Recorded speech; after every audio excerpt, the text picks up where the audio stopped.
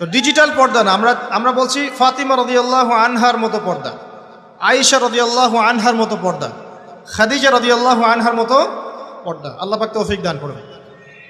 সহজ চারটা কথা আপনাদেরকে বলে দেই, মা বোনদেরকে বলছি। পোশাকটা এমন হবে না, আপনার পোশাকটা এমন হবে না যে পোশাকটা পরেও গায়ের কাঠামো বোঝা যায়। এক নম্বর কথা, ফুল স্টপ।